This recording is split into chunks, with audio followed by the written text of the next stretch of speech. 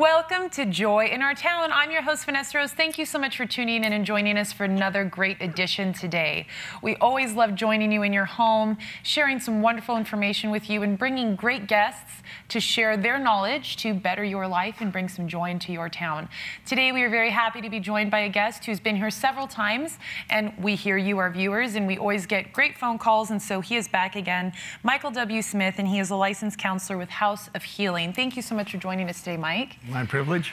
Wonderful to have you, as always. And today we're actually going to be speaking about an issue that we haven't spoken about with you before. So I'm very happy to learn this perspective from you on substance abuse. But before we get started, if you wouldn't mind sharing a little bit with our audience who hasn't seen you before about yourself and your history and what you do. Yes, I'm a professional counselor. I've been in Maricopa County. This is my 35th year, starting my 35th year as a counselor here locally. And I got a wide range of counseling. Our practice includes family counseling, marriage counseling, individual counseling, chemical dependency, kind of a mixed bag. So you've seen it all, you've heard it all, Well, I don't think anybody's actually done that yet. At all? Boy, I've heard a lot more than most people. I've been doing this a long time, probably older than you are. It's very possible. We won't talk about that on camera. No, you No. never ask a woman her age, Michael. You know that, especially on camera. I'm just teasing. Assumed. But that's wonderful to hear that you are working with people and helping people, and it's something that's safe to assume as people watch. I think a lot of people are afraid to say that they have an issue, or to say that they have a past, or to say that there is emotional problems in their life that have developed over many years. Is it safe to say that most people have experienced something in their life that is traumatizing and that could be dealt with? Well over 90%, and particularly in this area, chemical dependency. The person is usually reluctant to admit it, but the family unit and the people that are living around them are obviously the first ones to notice it, and they're usually the ones that stimulate the person to get some help. Okay, and so it's that's one thing I always love too whenever we speak about anything to do with substance abuse or mental or emotional issues is you're not alone. Lots of people experience these things, and so that's why we're here to bring you information so that if you're in a place, you have a family member or friend, please seek help and know that you're not alone, and there are people that want to help you and not judge you and help you bring the biggest, most fulfilling part to your life, which is joy and happiness and being free of any problems that may be there. So for all of you, yes, wonderful. And that's the show. No. So today we're speaking about substance abuse, and we have a professional here to share his opinions and advice for all of you. And the first topic is the importance of the mind in addiction treatment. This is something, as you mentioned, addiction. First of all, for people that are watching, what is addiction? Is it a mind issue? Is it a chemical issue? What is addiction? Well, now that's a extremely difficult question to answer because the answer is so broad. Yes. But on the surface of it, it's always a combination of all of that. But the four things you need to consider if you have an addict in the family are the mind, the emotions, codependency, and spirituality. In 2007 and 2010, the American Psychological Association did a research study on spirituality in treating the mentally ill and the addicts. And they found that the control group, which got no spirituality included in the process, had poorer results than the group that had spirituality. So in my counseling practice, we do Christianity there, but the point of the survey was that if someone has a belief in God and a belief in principles from God, the prospects of the person improving or discontinue using the chemicals is much higher. Okay. And the reason for that basically is that the concept of God gives the person the idea that they're A, not alone, that B, somebody loves them and cares for them beyond themselves, and C, there's an accountability process spiritually. Christianity, Buddhism, Islam, whatever it is. We do Christianity at my counseling center. But there's an accountability process because in addiction, addicts are prolific liars. They lie to themselves, they lie to their family members, they lie to their employers. The whole system is based on multiple deceits, and lies. And so the group that had the spirituality had a moral compass, so to speak, over the group that didn't have it. Okay. And then the second thing you've got to consider when you're treating somebody who's an addict is codependency. In almost every case I've ever had, and I'm going to just be safe, 90% of them, to be safe. It could be 100. Somebody behind the addict is killing them while they're trying to help them. There's always a codependent personality behind the addict somehow, somewhere. It's usually a family member, spouse, relative, a very close friend. They mean well and they're trying their best, but they're actually helping to kill the patient. And how so? And what aspects are they enabling this person in essence? That's exactly what they're doing. They're enabling them in their addiction, but they're doing it out of concern and love. They provide things to the addict, shelter, food, money, different things that they shouldn't be. And if you have a hardcore addict, the important thing is for the patient to eventually reach a bottom. And so whenever you're treating the patient, you also have to find and hunt down the person behind them, the codependent, that's propping the thing up. Some people think they're helping, but they're actually not. So it's a family dynamic. It's never just one it's very rarely just one person. There's always a family dynamic behind the person. It sounds like then there's a case where there needs to be tough love from a family member, a loved one, and not enable them. And that's probably one of the most difficult things. I've been friends of people that have been addicts and we've seen their families, and a lot of times, like you said, it's out of love. And they don't want to see that person hit that bottom point. But the few addicts I've seen come into recovery and leave that addictive lifestyle, there was that point where that person that was enabling them, as you say, had to step away and allow them to hit that bottom point. Oh, no question. Then the next area that's most important is the processing of the mind. An addict thinks differently than a non-addict. And there's no formal literature on this, but so I just made up a name for it. It's called autonomic processing. I know this is going to sound a little strange, but if you think about it, it seems perfectly normal.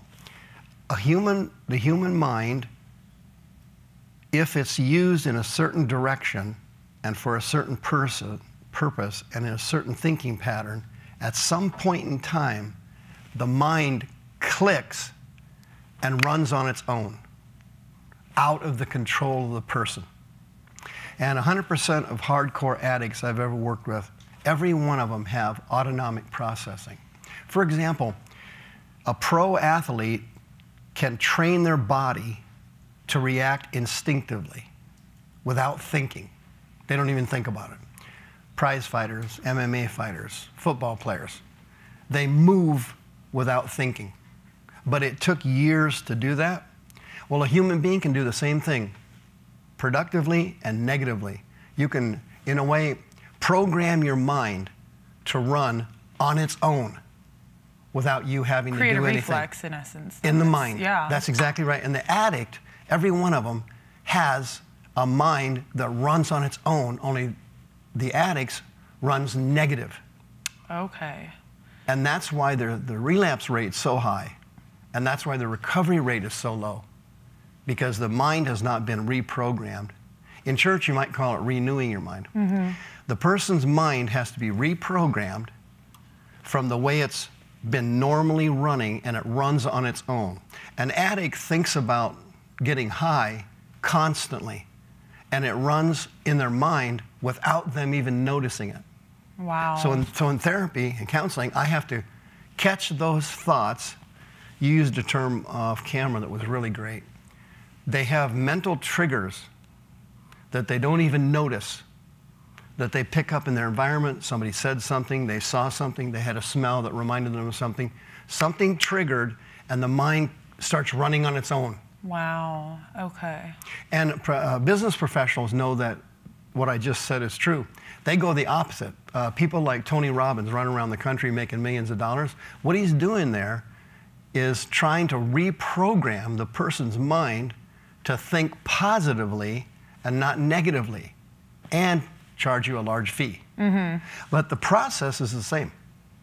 The addict's mind runs automatically negative, and a business professional or an athlete or something, their mind runs automatically productively. So is that one of the reasons then that deceit is involved? Because they almost don't even, are they many times unaware that they're being deceitful? Yes. And that they're lying, that they've convinced themselves almost in this way, and their mind has become this process to where they truly don't think that they have a problem. That's exactly right. Now, you said convince themselves.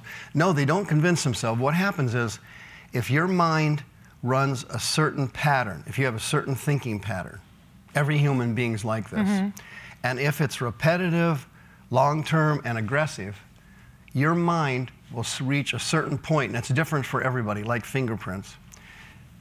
It will click here and run automatically. Okay. And you'll meet this person, and you work with them, you go, I can't work with that person. They've got a one-track mind. Or, is that all you ever think about? You'll hear weird comments like that. What they're really saying is that person's mind, and some of your relatives and friends you can think of right now, have this autonomic processing.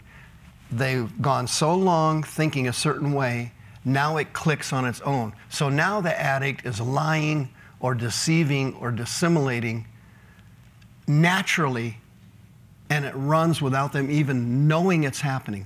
So that's why if you ask them, why are you lying? I'm not lying, I never lied. They don't even realize they've said something or done something because it's a reaction. So is it possible then to retrain our minds? They say, you hear things, it takes 30 days to start a new habit. It takes 30 days, repetitiveness. It's what you do over and over again that becomes you. Is it possible to retrain yourself? Is it possible for an addict to retrain themselves? Or do they have to become aware that it's actually there? Now, those are two different questions. Okay. A non-addict or a patient that's not mentally ill can. An addict and a mentally ill person can't. Okay. They need help. And they have to get assistance from somewhere. Counseling, psychology, therapy, whatever source you can get it from. They have to be helped or retrained to reprogram how their mind thinks. And that's a painstaking process. It requires a lot of patience on my part. I have to sit down with the patient and go through the exact process their mind runs through and the thoughts of it. And the third area is usually this pattern of thinking, in almost every case, started in childhood or in young adulthood. So the addiction that you're facing now in your family member actually trails back to trauma, a wound, an injury, abuse, verbal abuse, mental abuse, sexual abuse. Something here triggered a wound in the heart that started this negative thinking pattern. And so 15, 10, 12, 20 years later, you're facing an addict. So that's that wound that's created. It's an emotional wound, and that's actually perfect because that's what we're going to be speaking about in this next segment. But before we get into that, Michael, thank you as always for joining us for this first segment. It always goes so quickly with you, such wonderful information. For all of you at home, I hope this has been helpful for you. Please don't go anywhere. We're going to be right back after this short message. Many medicines used to treat colds and flu contain acetaminophen, a pain reliever and fever reducer found in hundreds of over-the-counter and prescription medicines. But taking too much or more than one medication containing acetaminophen per day can damage your liver. So always read the label and don't take acetaminophen if you drink 3 or more alcoholic drinks every day. To learn more, visit fda.gov/OTC pain info. A message from the U.S. Department of Health and Human Services Food and Drug Administration. Hello and welcome back to Joy in Our Town. I'm your host, Vanessa Rose. Thank you so much for staying with us. If you just happen to be joining us today, we are joined by Michael W. Smith, and he is a licensed counselor at House of Healing here in Arizona. Thanks so much for staying with us, Michael.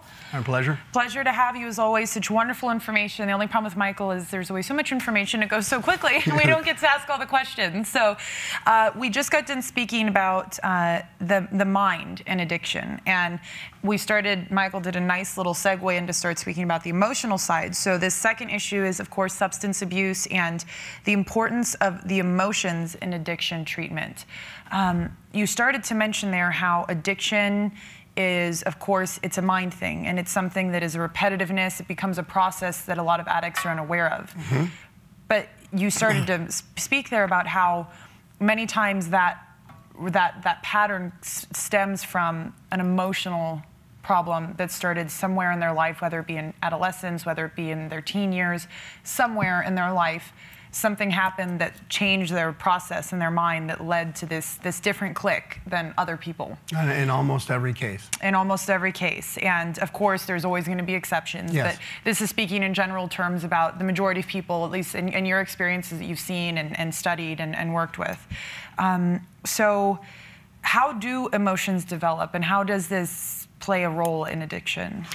I'll give you the short version. When human beings are very young, usually 1, 2, 3, 4, children are learning sponges, and they don't have that skill later in life. That's something that they're born with, and they keep for a few years. But what children do at that young age, they all learn by imitation. So children imitate everything they hear and see, including feelings and emotions from their significant others. It's usually parents, step-parents, adoptive parents, but it could be other family members. That pattern of absorbing information, later on, if it's negative, comes back to haunt us. Here's why. Every time you have an emotion, underneath that emotion is a thought that triggers it. And the person may recognize the thought, or they may not recognize it. In an addict, that is crucial, because the thought is usually negative, self-abusing, fearful, low self-esteem. They develop defense mechanisms that are mental. And then the negative emotions cause the thoughts to become real. It's very similar to a patient that has a phobia. If I have a phobia or fear of the dark or spiders or heights, those are the most common ones, the phobia itself is based on emotions, and if they're fear-based illnesses, but the root of it is a thought that triggered it. So when I'm working with an addict, I have to isolate A, the thoughts, and B, the negative emotions that are being triggered by the specific thoughts. Better than leading to the behavior of addiction. 100%. And since you mentioned that, the behavior of the addiction, food, drugs, sex, exercise, porn, whatever anything, that's never the problem. Now, it may be a family problem or a societal problem or a legal problem, true, but those are only symptoms. The real root of it is the negative emotions that are making the negative thoughts seem true to that person. So just like a phobia, that's a real fear to me, but it's not real to you. It's only real to me. And the reason the phobia is real is because of the negative thoughts that support the emotion. So you have to break that system down in order to help an addict understand how he's thinking and the negative emotions that are triggering the user. Wow. And now the #1 drug in the United States now is prescription drugs. They've gone way past legal drugs now. Prescription drugs are huge. The behavior is never the issue. There's always a root to it. The behavior is only a symptom.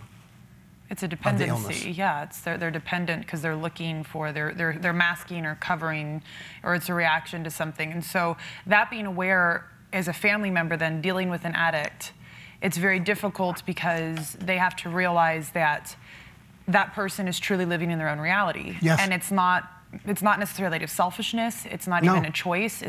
They're unaware. They're unaware that they are of it. living in their own reality, in their own world. Their present reality and what they think and see and feel and smell is triggering something entirely different than you could be sitting next to someone. And this is something that I think is very difficult in life, whether you're dealing with an addict or a different personality type or someone who comes from a different lifestyle than you. Right.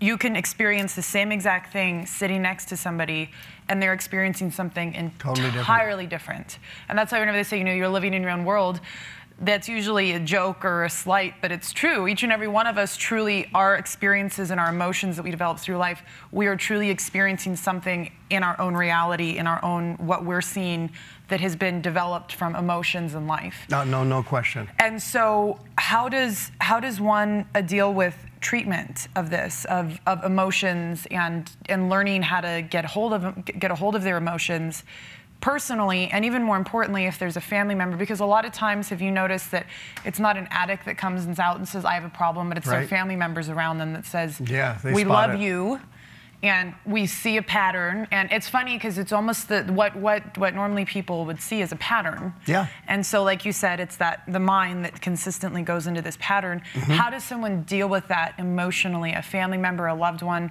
that sees someone going through this, how do they deal with that emotional pattern? Unfortunately, it's usually failure, because the things we've been discussing right now, most family members don't understand that process.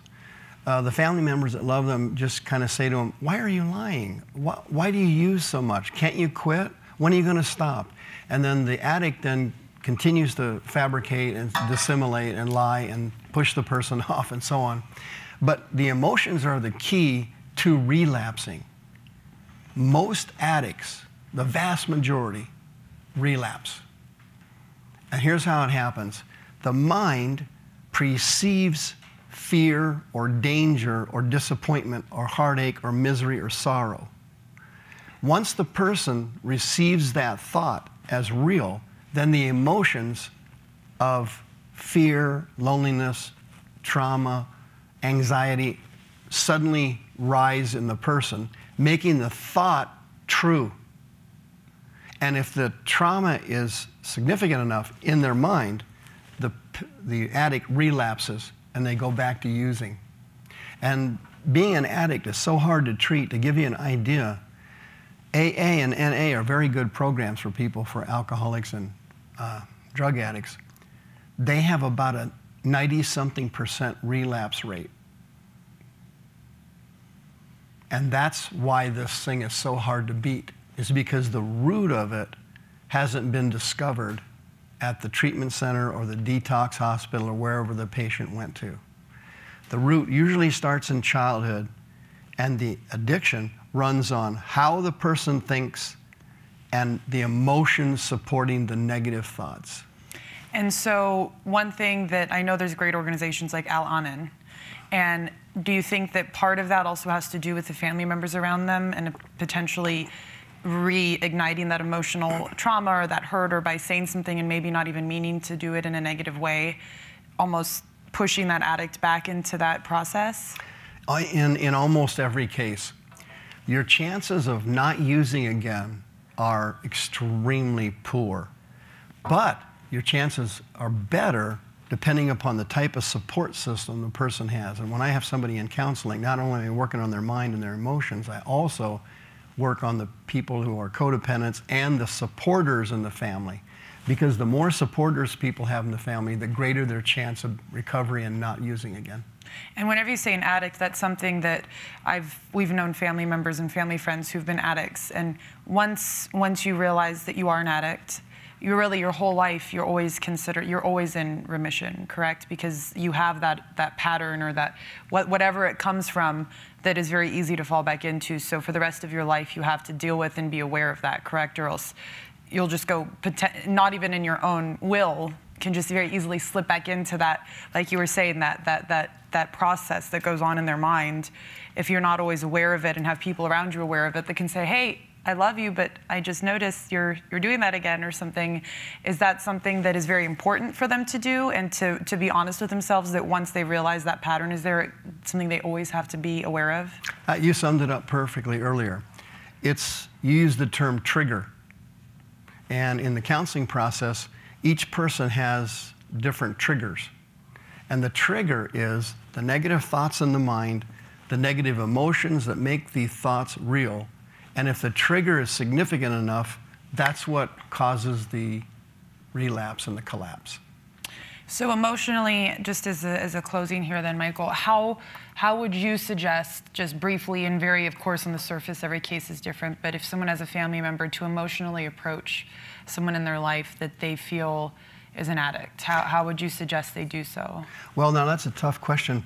The key to your emotions are the validity of them. And your emotions, generally speaking, are not your friend because they give off false signals. And so in the counseling process, what I have to do is isolate the thoughts in the mind and the emotions that are giving off false signals to the person. They have a fearful thought, they feel fear, and the fear is unwarranted or inappropriate or excessive or accelerated. And I have to help the person adjust that process by catching the thought and realizing that the emotion is not what they perceive it to be. Wow. This is something that almost sounds like it could apply to everyone, even if they're not an addict. I mean, this is something that Everybody truly runs does. the same way. Everyone runs on emotions, and we have irrational fears and thoughts, and we perceive things that are more threatening than they are, and just wonderful information. Thank you so much, Michael, as always, for joining us and for sharing with our viewing audience this great information. As always, thank you for joining us here on Joy in Our Town. We love being with you every week in your home, and I hope that this has been helpful to you, and I hope that you realize that whether it's you or someone you love that is struggling with some sort of addiction, you're not alone, and people want to help you, and I hope that this has brought some joy into your life. We will see you here next week.